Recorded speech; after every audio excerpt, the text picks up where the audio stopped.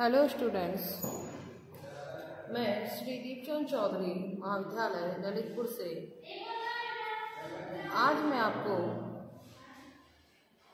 BA first semester में जो आपका सेकंड यूनिट में जो आपका भोजन के कार्य है यानी फंक्शन ऑफ फूड, उनके बारे में मैं आपको बताऊंगी। तो भोजन के आपके 3 कार्य होते हैं मोस्टली, ठीक है। सबसे पहले तो ये जानना जरूरी है कि खाना होता क्या है, ठीक है। खाना वो होना चाहिए जिसमें सभी पोषक तत्व हों, ठीक है, और सभी उचित मात्रा में और उचित साधन से सम्मिलित किए गए हैं। तो ये क्या होता है, हमारा भोजन होता है। यही जो भोजन है यही हमारे शरीर की क्या करता है, सुरक्षा करता है, शरीर का निर्माण करता है और शरीर को ऊर्जा देता है। तो यानी ये जितने भी ये सारे काम होते हैं ये कौन करता है, ये आपका करता है खाना। तो अब इसके कार्यों का एक हम अगर सही क्लासिफिकेशन करते हैं या सही तरीके से क्लासिफाइड करते हैं, वर्गीकृत करते हैं, तो हम इन्हें कितने टाइप्स में वर्गीकृत कर सकते हैं, 3 टाइप्स में, ठीक है।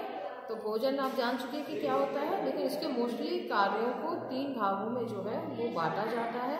और पहला होता है हमारा शारीरिक कार्य, ठीक है, दूसरा होता है हमारा मानसिक कार्य और तीसरा होता है सामाजिक कार्य। शारीरिक कार्य से आप समझ जाते हो कि जो शरीर की क्या करे, जो शरीर के समस्त जो भी मांग होती है उनकी वो पूर्ति करे। मानसिक कार्य मतलब मानसिक रूप से संतुष्टि किस तरीके से जो है भोजन प्रदान करता है। और सामाजिक कार्य वो होता है जो कि आपके समाज के साथ जो संबंध होते हैं उनको प्रगाढ़ करे, उनको मजबूत करे। तो सबसे पहले हम समझते हैं शारीरिक कार्य के ऊपर, ठीक है। तो भोजन के जो शारीरिक कार्य होते हैं उनको हम कितने भागों में बांट सकते हैं, 3 भागों में। पहला शरीर का निर्माण करना, दूसरा शरीर को ऊर्जा देना और तीसरा शरीर की सुरक्षा करना। तो शरीर निर्माण कार्य में सबसे पहले आ जाता है कोशिकाएं, जो हमारी सेल्स होती हैं उनमें क्या होता है, उनमें नई जो कोशिकाएं हैं उनका भी निर्माण करना, उसके साथ जो टूट फूट उनमें हो रही है उसको भी रिपेयरिंग करने का काम कौन करता है, ये हमारी कोशिका जो है वो कोशिकाओं की रिपेयरिंग की काम भी कौन करेगा, हमारा खाना करता है। और खाने से जो हमारी प्रोटीन मिलती है, यानी शरीर निर्माण कौन करता है, प्रोटीन करता है। तो प्रोटीन किससे मिलेगा, जब हम खाना खाते हैं। तो पहला काम क्या है शारीरिक कार्य के अंतर्गत, शरीर का निर्माण कार्य करना। और शरीर का निर्माण कार्य करने प्रोटीन ही जो है वो करता है। तो कोशिकाओं के बाद आती है शरीर को ऊर्जा भी प्रदान करता है। प्रोटीन कैसे करता है, जब आप कार्बोहाइड्रेट या वसा में से दोनों खानों में से कोई भी चीज़ में आप जो है नहीं ले रहे हो, फिर भी आपको एनर्जी मिलती है काम करने की, तो फिर क्या होता है, कार्बोहाइड्रेट का जो सूत्र होता है वो होता है CHO यानी कार्बन हाइड्रोजन ऑक्सीजन। वहीं पर अगर हम प्रोटीन की बात करते हैं तो इसका सूत्र जो होता है वो होता है CHON यानी कार्बन हाइड्रोजन ऑक्सीजन और नाइट्रोजन। तो नाइट्रोजन जब इसमें साइलेंट हो जाएगा तो क्या होगा कि ये जो हमारा कार्बोहाइड्रेट है, ये कार्बोहाइड्रेट में कन्वर्ट होकर के ये हमारे शरीर को एनर्जी जो है वो देने लगता है। तो ये काम भी कौन करता है, भोजन ही जो है हमारा करता है। और प्रोटीन, खनिज लवण और मुख्य रूप से अगर हम बात करते हैं तो जो हमारी बोन्स और जो हमारे टूथ होते हैं वो कैल्शियम और फास्फोरस से मिलकर बने होते हैं। तो ये खनिज लवण हो गया, ये भी हमारे शरीर को क्या कर रहा है, निर्माण कर रहा है। इसके अलावा लौह लवण से जो है आयरन की बात करते हैं तो हमारे हीमोग्लोबिन में जो फॉलिक एसिड है, ये सारी चीज़ें क्या हैं, आपके शरीर का निर्माण करती हैं।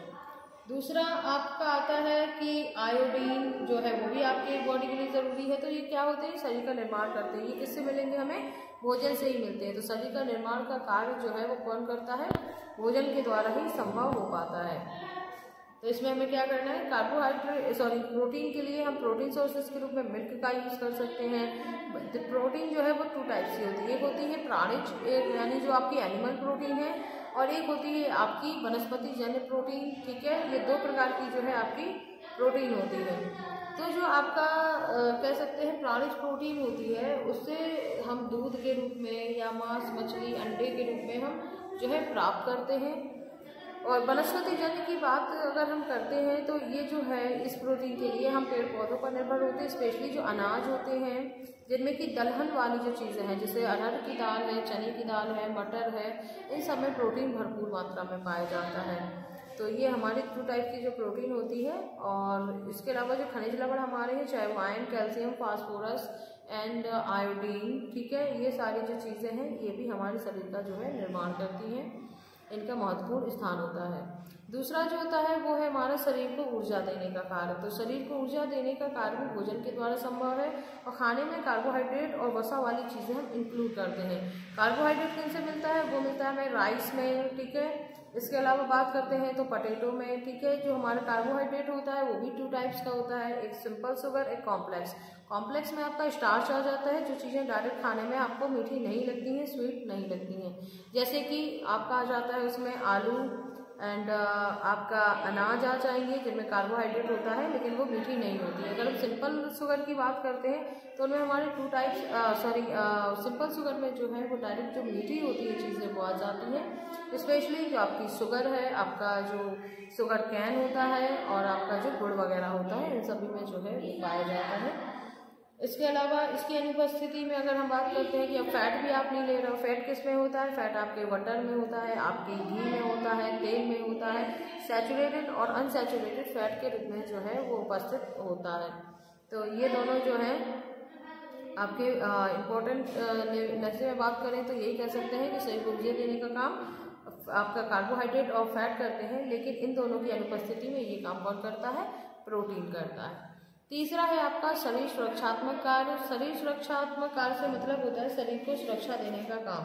तो ये कौन करता है? ये करता है हमारे वाइटामिन्स एंड मिनरल्स। तो ये जो है ये दोनों मिलकर ही हमारे शरीर की का है सुरक्षा करते हैं, क्योंकि हमारी जो इम्यूनिटी को बूस्ट करने का काम होता है या जो हमारी रोग प्रतिरोधक क्षमता होती है उसको बढ़ाने का काम कौन करता है? विटामिन और मिनरल्स जो है वो करते हैं। तो इनके लिए हम फल और सब्जियों पर ही स्पेशली निर्भर होते हैं, क्योंकि फलों में विटामिन्स बहुत ज़्यादा मात्रा में होता है, तो उनका यूज़ हमें डेली में भी करना चाहिए। अब एक होता है, इसके बाद हम बात करते हैं मानसिक, बात करें कि मानसिक में क्या आ जाता है कि जो मानसिक कार्य वो किस तरीके से करता है। तो मानसिक कार्य में जैसे क्या है, जब भोजन हम देखते हैं तो हमारा जो मानसिक तनाव होता है वो कम हो जाता है, क्योंकि भावनात्मक रूप से जो है हम कैसे जुड़े होते हैं? खाने से हम बहुत आपस में जुड़े हुए होते हैं, और अच्छा और स्वादिष्ट अगर भोजन हमें मिल जाता है तो हमें क्या होता है? हमें अच्छा लगता है। और इस तरीके से भोजन का ये मानसिक कार्य, क्योंकि दिमाग को दुरुस्त रखने का काम कौन करता है? या हम तनाव को कम करने का काम हमारे खाने द्वारा ही जो है संभव होता है। क्योंकि भूख अगर लगी हो तो आप कोई भी काम करने में अक्षम हो जाते हैं, वहीं पे जब आप कहते भूख शांत रहती है तो आप कोई भी काम बहुत ही अच्छी तरीके से जो है वो कर पाते हैं।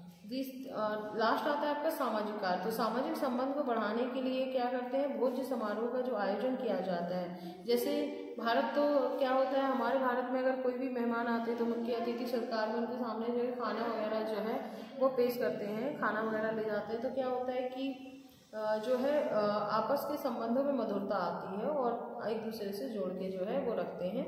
तो इस तरीके से, और वो जो शादी समारोह होते हैं उनमें भी भोजन का आयोजन इसीलिए किया जाता है क्योंकि सामाजिक संबंधों को मजबूती प्रदान करने के लिए जो है भोजन का यूज़ होता है। तो ये हमारे भोजन के 3 कार्य हैं, शारीरिक कार्य, मानसिक कार्य और सामाजिक कार्य। ठीक है, इनको आप अच्छे से पढ़ लें।